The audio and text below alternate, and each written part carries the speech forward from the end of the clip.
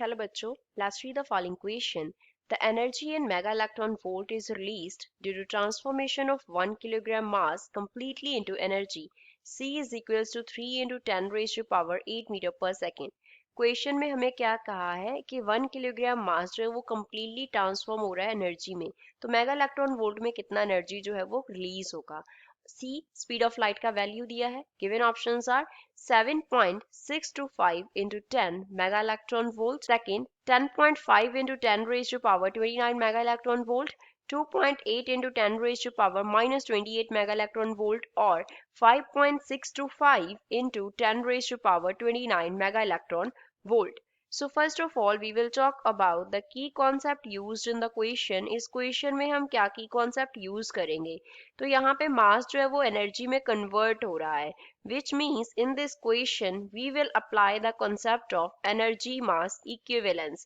Energy जो है वो मास में कन्वर्ट होता है एंड मास जो है वो एनर्जी में कन्वर्ट हो सकता है. सो रिलेशन होता है E is equals to mc square का. E जो है वो क्या डिनोट कर रहा है, एनर्जी को डिनोट कर रहा है.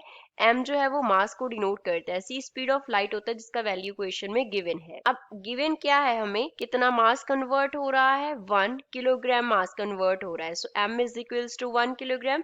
c स्पीड ऑफ लाइट दिया है 3 into 10 raised to power 8, which means energy कितना रिलीज होगा यहाँ पे, इट विल बी 1 मास का वैल्यू इंटू सी का square, that is 3 into 10 raised to power 8 का स्क्वायर हो जाएगा.